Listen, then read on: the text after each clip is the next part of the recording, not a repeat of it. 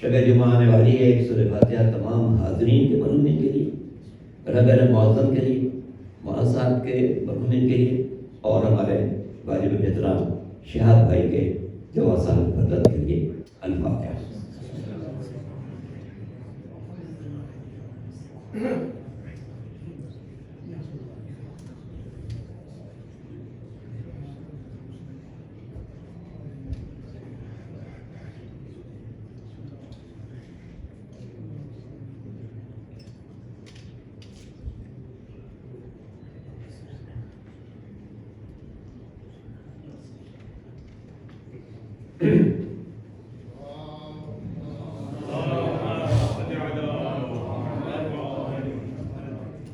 اعوذ باللہ السمیع العلیم من الشیطان اللعین الرجیم، بسم اللہ الرحمن الرحیم، الحمد للہ الواحد الاحد الباری الصمد الذی بمشیتہ اراد وقصد وبحکمتہ خلق واوجد وإلی معرفتہ هدى الناس وأرشد، والصلاة والسلام على أول العدد السيد الأوحد والرسول المعتمد والجوهر الممرد والدر المنزل والنور المجسد أبي القاسم محمد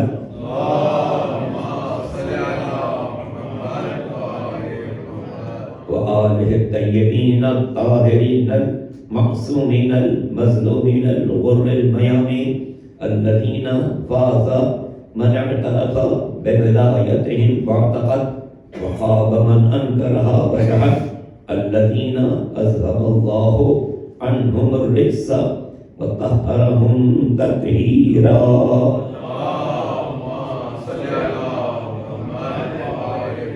واللعنة الدائمة الباقية على أعدائهم أجمعين من الأزل إلى الأبد. أما بعد، فقد قال الماجد الأمجد في كتابه الممجد وقوله المسدد: بسم الله الرحمن الرحيم. يا أيها الإنسان ما غرك بربك الكريم الذي خلقك فسواك فعدلك في أي سورة ما شاء ربك. درود پر محمد.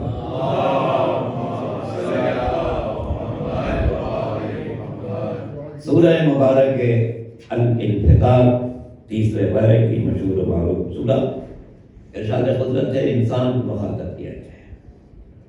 قرآن مجید میں جو آیتیں عبادت سے متعلق ہیں ان میں انسان کو مخاطب کیا گیا. یا ایھا الانسان ما غرک بربک الکریم.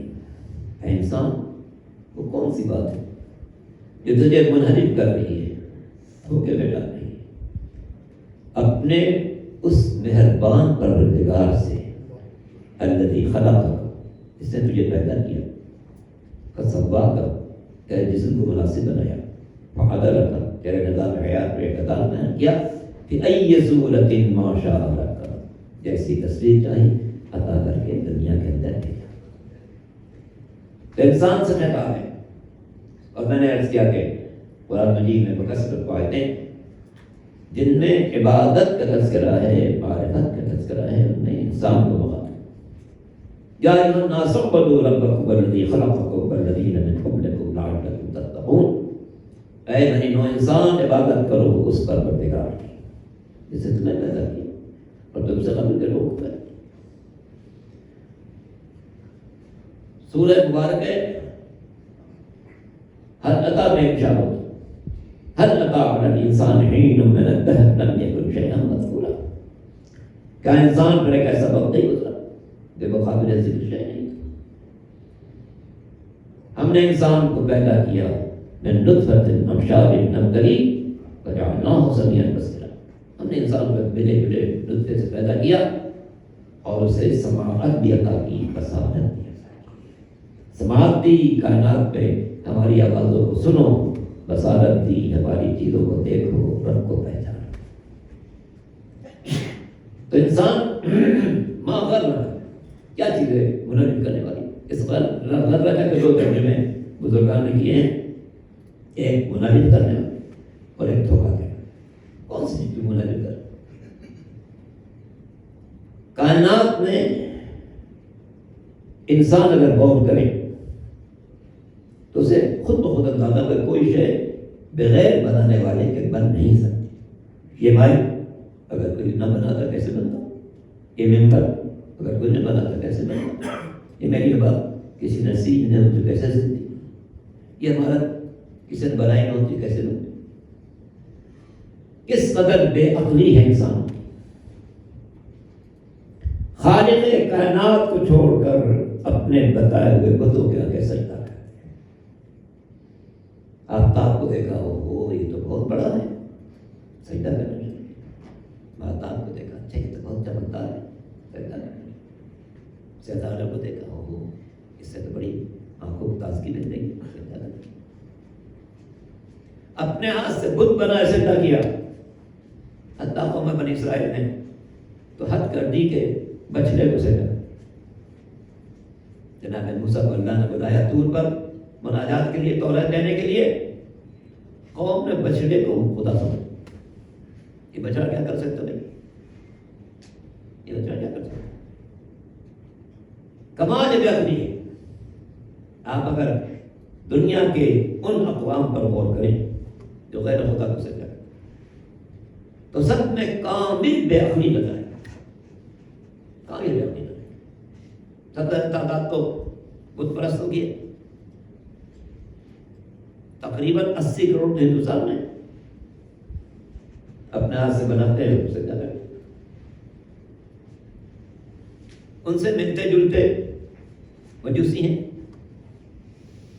جو آگ جلاتے ہیں سجدہ کرتے۔ بھئی آج تمہاری معبود کیسے ہو گئی؟ تم نے جائے کسی چیز سے بھی جلائی، پتوں سے جلائی، لکڑی سے جلائی، کوئلے سے جلائی، نئے دور کے سامان سے جلائی، یہ تمہاری خدا کیسے ہو؟ لیکن نہیں سچ بات۔ سرکار دو عالم خاتم الانبیاء حضرت محمد مصطفیٰ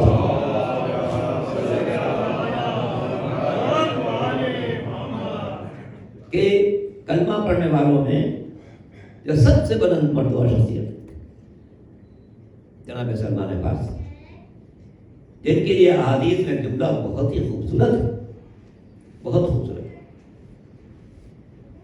کہ سرکار فرماتے ہیں یا معصومین فرماتے ہیں، اگر ایمان دنیا سے اٹھ کر سریا پر بھی چلا جائے تو وہاں سے سرزمین ایران کا ایک شخص لے کر آئے گا، اور اشارہ تھا سلمان فارسی کی طرف، درود پڑھے محمد۔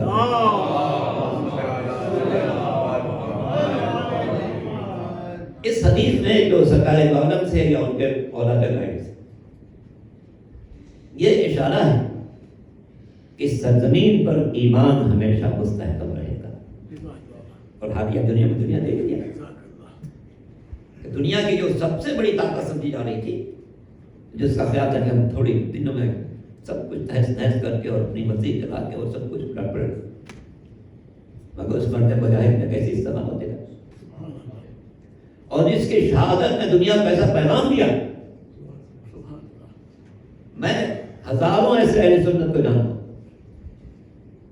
کہ جنہوں نے اس موقع پر محسوس کیا کہ یوں تو مسلمان ممالک کہے جانے والے بہت ہیں، لیکن اگر اسلام کی قوت ہے تو ایران کے پاس ہے۔ درود پڑھے محمد۔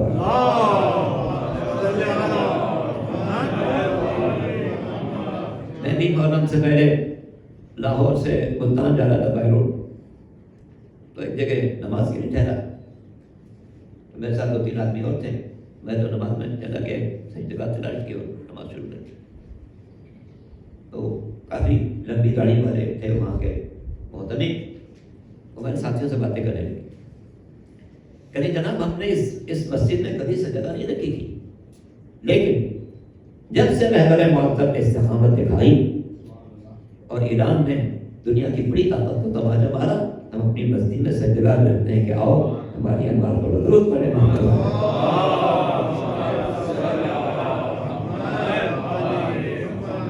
تو جناب سلمان فارسی کیا تھے؟ مجوسی گھر میں پیدا ہوئے. مجوسی بدترین مذہب ہے اور بدترین مذہب. اس کا ایک فارمولہ ایسا ہے جو دنیا کے ہر مذہب سے اس کو غلام کر دیتا ہے. ایک تو بھائی سامنے کی بات آپ جگہ ہو سکتا ہو. دوسرے دفن کے سلسلے میں عجیب اور کیا مسئلہ ہے. اپنے مردے کو زمین میں دفن نہیں کرتے, نہا دھلا کے صاف ستھرا کر کے کسی اونچی جگہ رکھتے کہ چیل کو دکھا رہے. کیسے دل کا وعدہ کرتا ہے میری ماں, میرا باپ, میرا بھائی, میرا عزیز, چیل کو سب. تیسری بات انتہائی شرمناک ہے کہ ان کے یہاں محرم سے شادی جائے. محرم کی جتنے قسم آپ سوچ سکتے ہیں سب میں تشریح نہیں کروں گا. درود پڑھنے محمد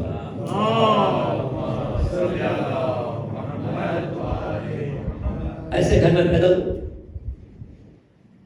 جب بڑے ہوئے ماں باپ کے ساتھ آپ چلو سجدہ کرو. یہ دے اس کو کس بات کا سجدہ کرو؟ یہ تو میں نے خود چلائی. سجدہ کیسے کرو؟ کہا نہیں سجدہ کرنا پڑے گا. کہا نہیں سجدہ نہیں کروں, نہیں کروں گا, نہیں لوں.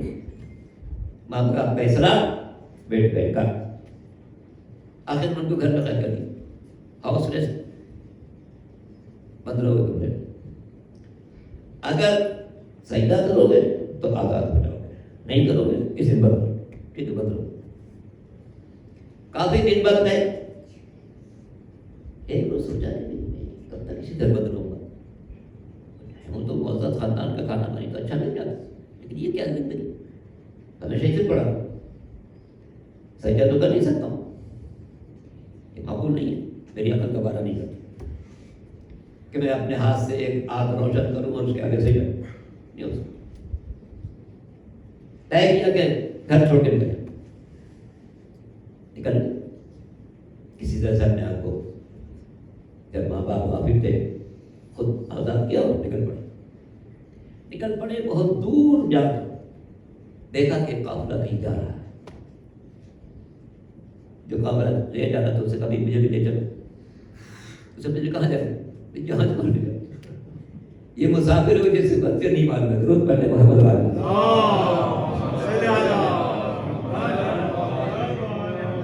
میں جو کاروان لے جانا تھا تو کیا اس کو پیسے چاہیے. ابھی جہاں جہاں لے لو, یہ پیسے لے لو جو میں پیسے لے لو. پہنچ گئے اس شہر میں, اس کو جانا تھا. میں لوگوں سے پوچھا کہ یہاں پر کوئی دینی مرکز ہے؟ دور تھا حضرت عیسیٰ علیہ السلام, کوئی دینی مرکز بتایا کہاں ہے؟ فلاں ہے, فلاں پادری ہے, بہت اچھا ہے. چلے اس کے بعد جا کے کہا نہیں میں گھر سے نکلا ہوں دین کی تلاش. مجھ سے میرے باپ آپ نے کہا کہ آپ کو سجدہ کرو. میں نے کہا یہ نہیں ہو سکتا, اس کو میں نے خود چلایا تو کیسے سجدہ. آپ مجھے دین کی بات سمجھائیں. دور تھا حضرت عیسیٰ علیہ السلام کو وہ سمجھا کے رن کو گئے. کائنات کیسی پیدا ہوئی ہے اور کیا کرنا چاہیے انسان کو. انجیل پڑھو, کتابیں پڑھو, اللہ کو یاد کرو. جب وہ مرنے لگا اسے پوچھا آپ تو جا رہے ہیں, کس وقت اس سے جناب سلمان نے فارسی ایک جگہ سے دوسری جگہ منتقل ہوتے ہوئے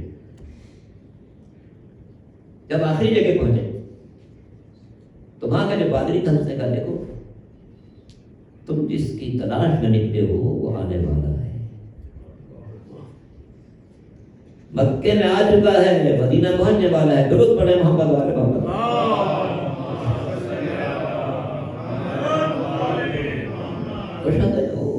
یہ تو سب سے بڑی بات ہو گئی کہ مجھے آخری نبی کی زیارت کرنے والی. تو اب جو قافلہ مدینے جا رہا تھا, مدینہ ہمیشہ سے برکت رہا ہے, تو قافلہ مدینے جا رہا تھا اس کے ساتھ شامل. وہاں کا جو قافلہ لے جانے والا تھا بے ایمان تھا. مدینے پہنچ کے بہت بڑے تاجر سے ان کو فروخت کر دیا. کہ دیکھو ایران سے کتنا خوبصورت غلام لایا, بات بھی بڑی اچھی کرتا ہے, کام کو بڑا اچھا کرے گا, دیکھو کتنا خوبصورت ہے, یہ تو کتنا اچھا باتیں کر کے گئے. بیچارے کو بھیج دیا. وہ جو شاہ خاندان کی فرد تھے وہ غلام بن گئے. اب عرصے تک دراز تک غلامی کی زندگی گزار رہے ہیں. یہاں تک ایک روز حیران ہوا کہ سرکار دو عالم مکے سے چل کے مدینے آنے والے ہیں. خوش ہو گئے, مالک سے اجازت دی کہ جناب میں اس کی تلاش میں نکلا تو وہ آ رہے ہیں، اجازت دی کہ میں بھی جاؤں گا استقبال کروں. اسے اجازت دی کہ جائیے. ظاہر ہے پورا شہر آیا تھا اس دن اور یہ نعرہ تھا طلع البدر علینا، آج ہمارے چاند دکھتا ہے. درود پڑھنے محمد والے محمد.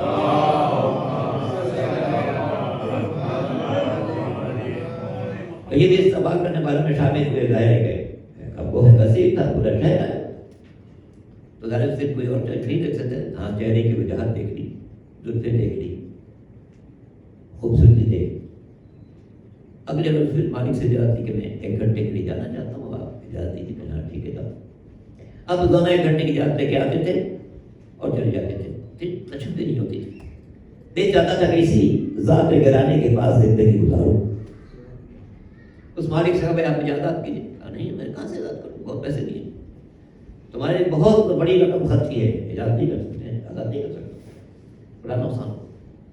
اب ادھر سے اصرار، ادھر سے انکار. آخر میں مالک نے سوچا کہ ایک ایسی شرط لگا دو جسے کبھی پوری نہیں کر سکتے تو بات ختم ہو جائے گی.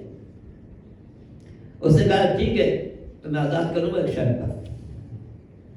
شرط یہ کہ ایک بہت بڑا باغ ہو مجھے جس میں 500 کھجوروں کا درخت ہو اور سب پھلوں سے لدے ہوئے. 500 کھجوروں کے درخت ہو، پھلوں سے لدے ہوئے. ابھی بیچارے ایک درخت نہیں ہے تو 500 کہاں سے رہے. کہ سرکار دوارم سرکاری نہیں، اللہ کے رسول میں یوں غلام بن گیا ہوں. 3 کی تلاش میں نکلا تھا، غلام بن گیا ہوں. اب جو مالک ہے وہ کہتا ہے کہ 500 درخت ہوں پھلوں کے، پھلوں سے لدے ہوئے، تو یہ تمہاری نعمت ہے تو تم یہ دے دو، ہم تمہیں آزاد کر دیں. حضور نے کہا ٹھیک ہے کہہ دو، ہم معاملہ کریں. پھر سرکار نے اس علاقے میں مدینے میں ایک بہت بڑی جگہ خریدی. اعلان کیا اگلے روز کہ ہر شخص 500 ٹہنیاں لے کر آئے. حضور بھی پہنچے، ساتھ مولا کائنات کبیر بنجڑی نے طالب علیہ السلام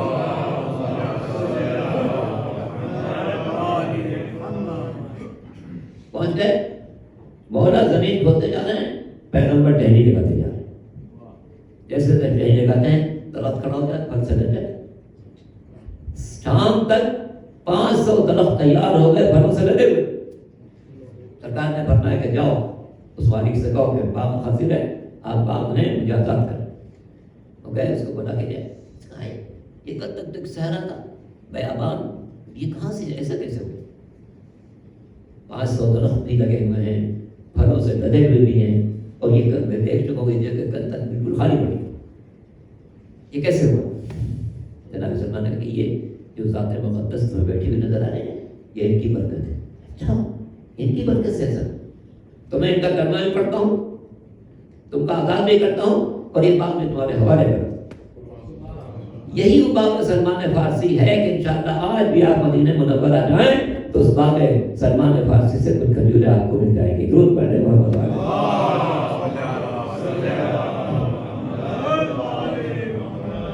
اور اس تلاش حق نے اور پھر آل محمد کی ولا نے اور خاندان انصاری سے وابستگی نے سلمان کو وہاں پہنچایا کہ سلمان و منا اہل بیت. سلمان تو گیا ہمارے بیت میں سے.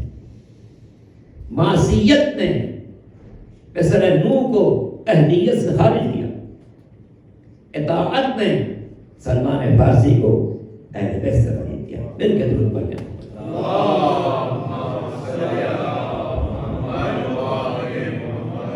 تو یہ اصنام پرستی سوائے بد عقلی کچھ نہیں، کچھ نہیں. بد عقلی کہہ رہا ہوں، خود سے اپنے ہاتھ سے کچھ بنا لیا سجدہ کرنا شروع.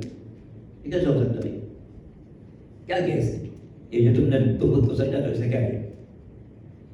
تمہارا کون سا کام اس نے ایجاد کیا؟ سجدہ اسے کرو جس سے تمہیں ذرے سے انسان بنایا ہے، ذرے سے انسان. سارے انبیاء کا جھگڑا اپنی قوم سے ہی تھا. حضرت نوح سے لے کے سرکار دو عالم خاتم الانبیاء حضرت محمد مصطفیٰ صلی اللہ علیہ وسلم،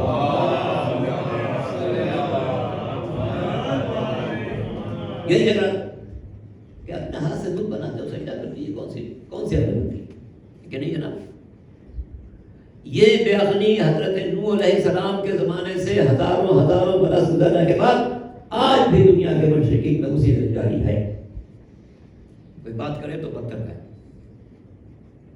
سرکار دو عالم کتنے مقرر بندے تھے. 40 برس تک اتنے محبوب ہیں کہ اگر کوئی شخص گھر سے نکلے اس کی پہلی نگاہ حضور پر پڑ جائے تو مطمئن ہے آج کا دن میرا بہت بابرکت گزرے گا. اس سے پہلے عبداللہ نے بدن کو دیکھا ہے. تو آدمی میں جھگڑا ہو جائے دونوں چاہیں گے ہمارا فیصلہ عبداللہ کا بدن کرے. حضور کہیں سے گزرے سب کھڑے ہو جائیں گے تعلق کے لیے عبداللہ کا بدن. 40 برس یہ عالم ہے محبوبیت احترام عزت. لیکن جس دن سے کلمہ حق کہنا شروع کیا کوئی پتھر مار رہا ہے, کوئی راہ میں کانٹے بچھا رہا ہے, کوئی ناسزدہ کلمات کہہ رہا ہے. عجیب و غریب. پیغمبر کے 2 چچا 2 سمتوں میں. ابو لہب بھی اپنا چچا ہے, سرکار بخاری بھی اپنے چچا ہے, اور ابو لہب کا تو گھر بھی پیغمبر کے گھر سے متصل تھا, دیوار میں نہیں تھی. مگر دونوں چچا دونوں سرکار عبدالمطلب کے بیٹے. ابھی غور کیجیے گا, ضروری نہیں کہ باپ اچھا ہو تو بیٹا ہی بھی ضرور اچھا ہو. تربیت خراب, تربیت ہی نکھارتی ہے اور بے توجہی خراب کرتی ہے. ضروری ہے کہ کوئی آدمی بہت دیکھے تو بیٹا دیکھو, باپ مومن ہے بیٹا مومن ہو, باپ میں عبادت گزار ہے بیٹا عبادت گزار ہو. جناب نوح سے بڑھ کر کون ہے؟ مگر مثل نوح کون ہے؟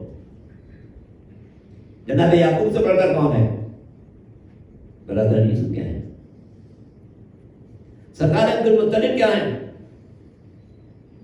اس قدر وجی انسان, اس قدر باعظمت انسان کہ جن کے خندق میں سرکار دو عالم نے لوگوں کو مخاطب کیا, انا النبی لا اکذب انا ابن عبد المطلب, میں نبی ہوں جھوٹ نہیں بول سکتا, ایسے میں عبد المطلب کا بیٹا ہوں.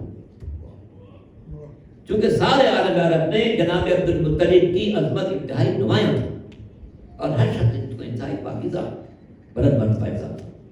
انا النبی لا اکذب, میں نبی ہوں جھوٹ نہیں بول سکتا, انا ابن عبد المطلب, میں عبد المطلب کا بیٹا ہوں. اور چھٹے امام حضرت جعفر صادق علیہ السلام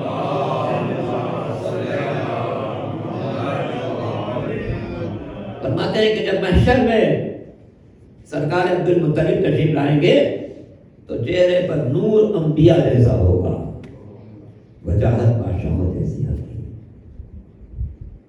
چہرے پر نور انبیاء جیسا ہوگا, وجاہت بادشاہوں جیسی. انہیں کے دونوں بیٹے ہیں, ایک اس میں مکے کے سارے بادشاہوں سرکار دو عالم کے مخالف تھے, بدترین مخالف تھے, مگر کسی کا نام نہیں لیا اللہ نے سوائے ابو لہب. تب بقی ابی لہب, تب ہاتھ ٹوٹ جائے ابو لہب کے, تباہ ہو جائے. ورنہ تو ہمارا بنا تھا اور اس کی بیگم جو بقیہ جو بناتی. یہ دونوں انتہائی مخالفت ہمیشہ قبر بستہ رہے, ہمیشہ. اور کیجیے ہمارا حضرت اس کی بیوی جنگل جاتی تھی, لکڑیاں کاٹ کے جاتی تھی اور رات کو پیغمبر کے گھر کے سامنے بچھا دیتی تھی تاکہ پیغمبر جب گھر سے نکلے ان خاردار جھاڑی میں الجھ جائیں, زخمی ہو جائیں.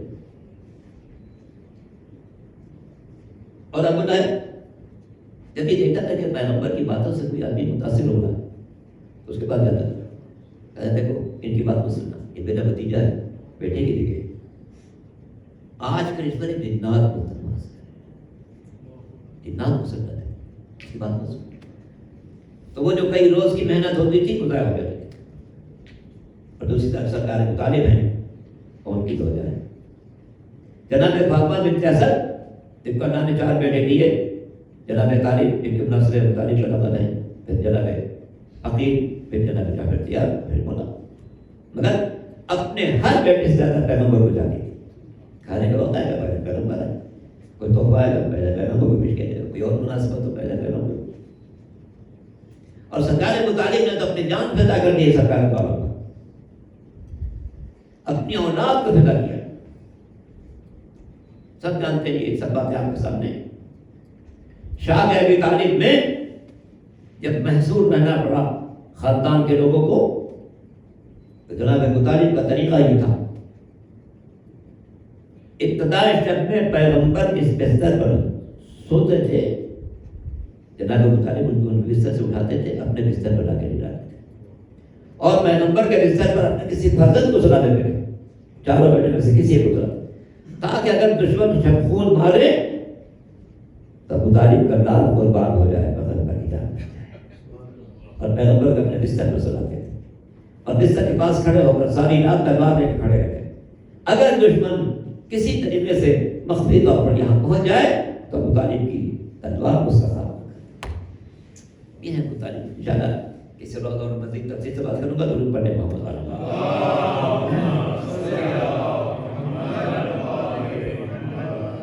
تو یہ تربیت کا اثر تھا کہ ابو لہب کہاں چلا گیا، ابو طالب کہاں؟ جناب ابو طالب کا ایک شعر آپ کی خدمت میں پیش کروں، زیادہ زحمت نہ تجھے گئے، اللہ نے بتایا کہ 9:25 پر اذان کا وقت ہو جائے، اس سے پہلے بات ہوگا۔ جناب ابو طالب کے عشق رسول کی بات، کیسا عشق رسول؟ ایک روز جب مکے کے حالات بہت پراشوب تھے، سرکار ابو طالب کافی دیر تک تلاش کرتے رہے، پیغمبر نہیں ملو، گھر میں دیکھا نہیں ہے، حرم میں دیکھا نہیں ہے، جہاں جہاں ہوتے نہیں۔ تو فکر ہوئی بھائی کیا ماجرا ہے، کیا ماجرا ہے؟ جب پریشان ہوئے تو خاندان کے سارے جوانوں کو جمع کیا، ان کے غلاموں کو جمع کیا، ان کے خدمتگاروں کو جمع کیا، سب کے ہاتھ میں خنجر دیا اور فرمایا کہ تم لوگ حرم میں جاؤ، جہاں جہاں سردار قریش بیٹھے ہیں ہر ایک گلی میں جا کر بیٹھ جاؤ، خنجر لے کر میں جا رہا ہوں اپنے بھتیجے اور اللہ کے رسول کو تلاش کرنے، اگر میں پیغمبر کے ساتھ آؤں تو تم خاموش بیٹھے رہنا، اور اگر میں اکیلا ہوں تو میری گفتگو کا انتظار نہ کرنا، جس سردار کے پہلو بیٹھے اس میں گلا کاٹو۔ یہ کہہ کے چلے گئے تھے ایک باغ میں، سرکار دو عالم کو دیکھا کہ وہ مصروف عبادت ہیں، گلے سے لگایا ہوگا، پیشانی کو بوسہ کیا ہوگا، کہا بیٹے میں بہت دیر سے منتظر ہوں، آخر تمہارے دیدار کا اشتاق ہے۔ پھر ساتھ لے کے آئے حرم میں، حرم میں تو ظاہر کے جوانوں نے دیکھا کہ وہ ساتھ آ رہے ہیں تو خاموش بیٹھے۔ جناب ابو طالب نے سردار قریش کو مخاطب کیا، اے سردار قریش، تم دیکھ رہے ہو کہ تم میں سے ہر ایک کے پہلو میں ایک جوان بیٹھا؟ ہاں دیکھ رہے ہیں، اور پہچان بھی۔ جناب ابو طالب نے جوانوں سے اپنا خنجر نکالا، ان جوانوں نے اپنا خنجر نکالا، بولا بھائی ابو طالب یہ کیا ماجرا ہے؟ فرمایا میں ان جوانوں کو حکم دے کر گیا تھا کہ میں جا رہا ہوں پیغمبر کو تلاش کرنے، اگر میں تنہا واپس آؤں تو یہ لوگ میرے حکم کا انتظار نہ کریں، جس سردار کے پہلو بیٹھے اس کا گلا۔ سردار قریش نے کہا ابو طالب کیا تم اپنے ایک بھتیجے کی خاطر ہم سب کا خاتمہ کر دیں؟ فرمایا ہاں، میرا بیٹا اتنا قیمتی ہے کہ ساری دنیا کی جان اس کے برابر نہیں ہو سکتی۔ درود پڑھ لیں محمد۔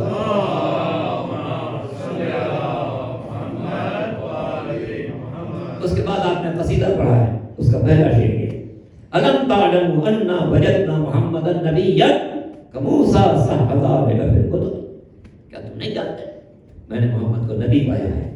کیسا نبی؟ جیسے موسیٰ نبی تھے، صحبہ لے کر کو اور یہ بات تمام آسمانی کتابوں سے صحیح طور پر ثابت ہے۔ شعر ایک ہے، دیوان ابو طالب میں موجود ہے، اور اتفاقاً مکے کے شیخ تونجی نے دیوان مرتب کیا، اس کا نام ہے دیوان ابو طالب، تو اس نے شعر موجود۔ اس شعر میں 3 منزل ایمان کی معین ہے. الم تعلموا انا وجدنا محمد نبیا، کیا تم نہیں جانتے میں نے محمد کو نبی پایا؟ یہ حضور کی نبوت کا اعلان ہے. کہ موسیٰ، جیسے موسیٰ نے لکھے، یہ سابق انبیاء کی نبوت کا اعلان. صح ہزارے کا پھر تو یہ بات صحیح طور پر آسمانی کتابوں سے ثابت ہے. وہ یہ بتا رہے ہیں میں جو ایمان لایا ہوں رشتے اور قرابت کی بنا پر نہیں ہے، علم اور بصیرت کی بنا پر.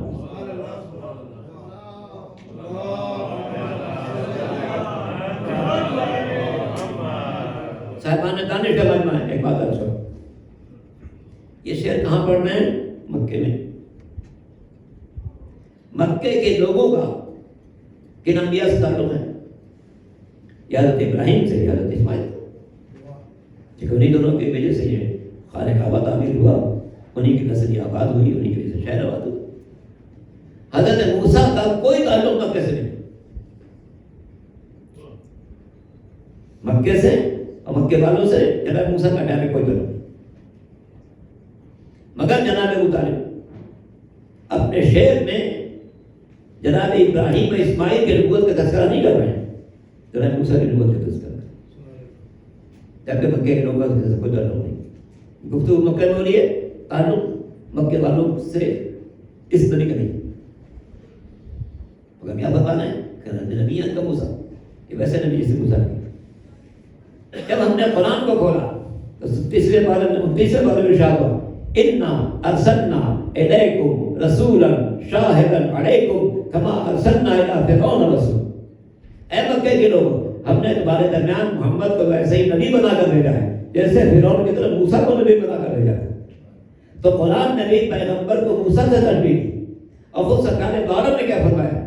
یا علی انت منی بمنزلت ہارون من موسیٰ. یعنی تم میرے لیے ایسے ہو جیسے ہارون موسیٰ کے لیے تھے. موسیٰ صاحب شریعت نبی، ہارون کے جانشین، میں صاحب شریعت نبی، تم میرے جانشین. تو جناب پیغمبر نے بھی اپنی ذات کو موسیٰ سے تشبیہ دی. قرآن نے بھی پیغمبر کو موسیٰ سے تشبیہ دی. جناب ابو طالب نے بھی اپنے اس شعر میں جناب پیغمبر کو موسیٰ سے تشبیہ دی تاکہ دنیا پر واضح ہو جائے جو ابو طالب کہتے ہیں وہی قرآن کہتا ہے، وہ سرکار دو عالم خاتم الانبیاء حضرت محمد مصطفیٰ فرماتے ہیں.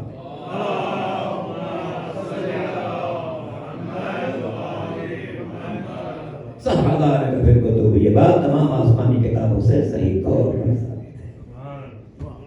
جناب ابو طالب کی منزلت غیر معمولی منزلت ہے. نبی کا موسیٰ صحابہ کا پھر کتب، یہ موسیٰ جیسا نبی ہے، موسیٰ جیسا نبی ہے. اور پھر اگر ہم غور کریں گے کربلا کی داستان پر غور کریں گے تو ہمیں نظر آئے گا کہ اللہ نے سرکار ابو طالب کے جگر کے ٹکڑوں کو کربلا کی سرزمین پر کیوں جمع کر دیا؟ امام کے ساتھ جو لوگ ہیں تو میں کچھ دور دراز سے آنے والے لوگ ہیں. حبیب بن بظاہر ہوئے، حسین بن سجاد ہوئے، قرہ رعائی ہوئے، عابس ہوئے، شاکر ہوئے، ابو سمامہ سیدانی ہوئے، سعدی ہوئے.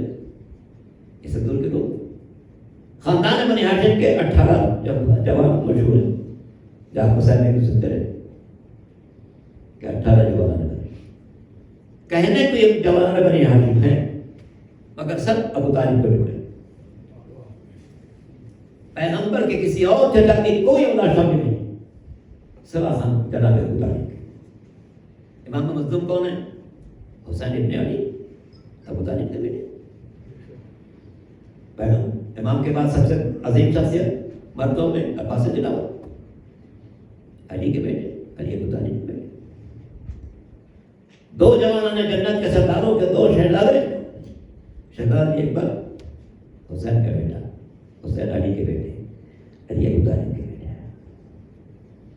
شہزادہ قاسم امام حسن مرتبہ کا بیٹا، امام حسن علی کے بیٹے، علی ابو طالب کے بیٹے. 2 شہزادے ہیں اور محمد. ماں کی طرف دیکھیں جناب زینب کی بیٹی، زینب علی کی بیٹی، علی ابو طالب کی بیٹی. باپ کی طرف دیکھیں عبداللہ بن جعفر کی بیٹی، عبداللہ بن جعفر، جعفر تیار کے بیٹے، جعفر تیار ابو طالب کے بیٹے.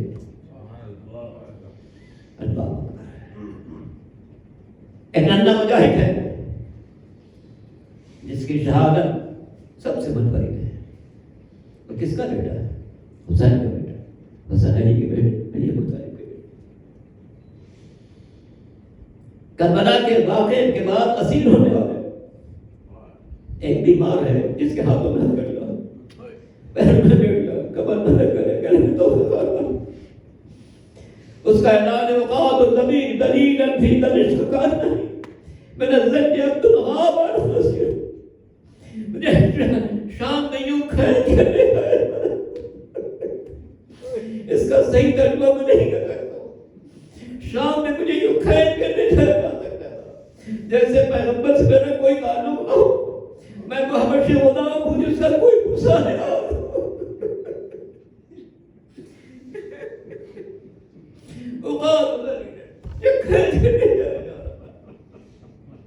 یہ کون ہے؟ حسین کا بیٹا، حسین علی کے بیٹے، علی ابو طالب کے بیٹے جو بیویاں اسیر ہیں. ان میں تو فاطمہ بیٹیاں ہیں، پیغمبر کی نواسیاں ہیں. علی ابو طالب کی بیٹیاں، زینب ام کلثوم کس کی بیٹی ہے؟ علی کی بیٹیاں، علی ابو طالب کے بیٹے. شام میں ایک ننھی سی قبر ہے جو اپنی مظلومیت کا اعلان کر رہی ہے. یہ کون ہے؟ تم میرا حسین. حسین کے سینے پر سونے والی وہ شہزادی جس کے لیے قول رحیم نے خاطر نے لکھا ہے کہ جب امام مظلوم رخصت آخر کے لیے آئے سب کو سلام کیا. اے زینب تم کو سلام، اے ام کلثوم تم کو سلام، اے رقیہ تم کو سلام، اے ماں کی قریب فضہ تم کو سلام. زیارت ناہیہ میں امام زمانہ فرماتے ہیں جو سرنوں کے نیزہ پر ملک ہوا اس تھر مبارک کو سلام، جس لاٹ پر گھوڑے دوڑائے گئے اس جسم مبارک کو سلام، جس گلے پر خود خنجر چلا اس گلوئے نازنی کو سلام. امام نے سب کو سلام کیا اور چوتھے امام سے کہا بیٹا میں بھی جا رہا ہوں. چوتھے امام حکم الہی سے اتنے بیمار تھے، اتنے بیمار تھے بستر سے اٹھ نہیں سکتے، بستر سے اٹھ نہیں سکتے تھے. جب امام نے کہا بیٹا میں بھی جا رہا ہوں تو سید الساجد نے پوچھا بابا آپ کیوں جا رہا ہے؟ حبیب نے مظاہر کہاں ہے؟ فرمایا شہید ہو گئے. پوچھا اس سے ابن اسجا کہاں ہے؟ فرمایا شہید ہو گئے. بنیر کہاں ہے؟ فرمایا شہید ہو گئے. ایک ایک کو پوچھتے جا رہے ہیں عابس کہاں ہے؟ فرمایا شہید ہو گئے. شاکر کہاں ہے؟ شہید ہو گئے. ایک ایک کو پوچھتے جا رہے ہیں باپ فرماتے جا رہے ہیں شہید ہو گئے. جناب زینب فرماتی میں دیکھ رہی تھی کہ میرا بھتیجا ایک ایک کو پوچھتا جا رہا ہے. امام فرماتے جا رہے بیٹا وہ بھی شہید ہو گئے، وہ بھی شہید ہو گئے. مگر جب امام سجاد نے پوچھا بابا اے ناخی علی ابن اکبر میرا بھائی علی اکبر کہاں ہے؟ تو جناب زینب فرماتی ہے شہزادہ علی اکبر کے زخم ایسا امام کے سینے پر تھا کہ یہ نہ کہا جا سکا کہ وہ بھی شہید ہو گئے.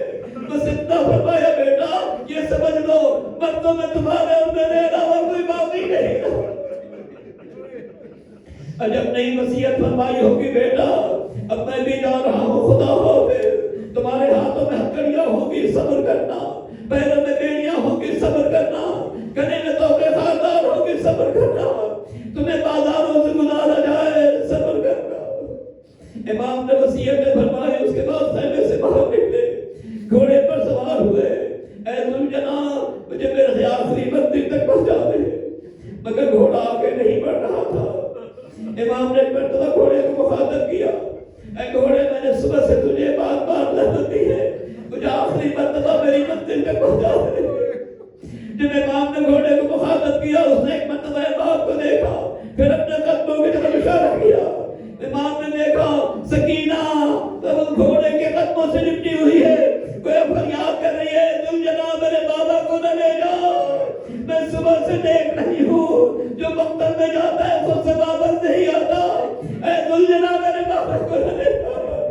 امام اترے ہوں گے، بچی کو گلے سے لگایا ہوگا، فرمایا ہوگا بیٹی میرا سر نو کے نیزہ پر ہوگا صبر کرنا.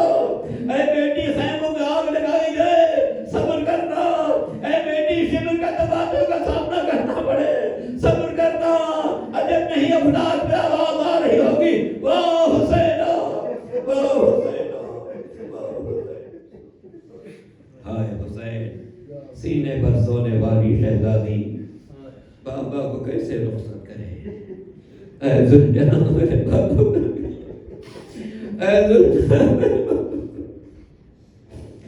خدا بندہ ہماری اس مجلس ادا کو اپنی بارگاہ میں قبول فرما، ہمارے گناہ صغیرہ و کبیرہ کو معاف فرما، ہمیں آل محمد کی تعلیمات پر عمل کرنے کی توفیق عطا فرما، میرے مالک روئے زمین پر نمان قائم فرما، قائم آل محمد کے زور تعلیم فرما، دنیا میں جہاں جہاں آل محمد کے جانے والے زندگی گزارن جانوال کی عزت و آبرو کی حفاظت فرما، مملکت ایران کی حفاظت فرما، وہاں کے مومن کی حفاظت فرما، ان کے خلاف جارحیت اس کا خاتمہ فرما، جنت البقیع کی تعمیر نو کے اسباب فراہم فرما، تمام مقدس مزارات کی حفاظت فرما، ہمیں ان کی زیارت کا شرف عطا فرما۔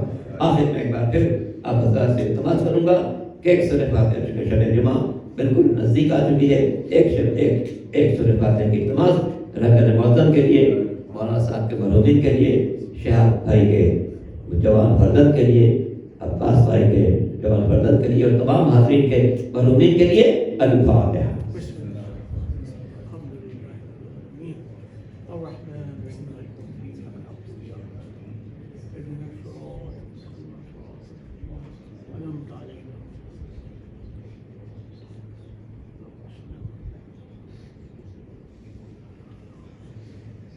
ربنا تقبل منا انك انت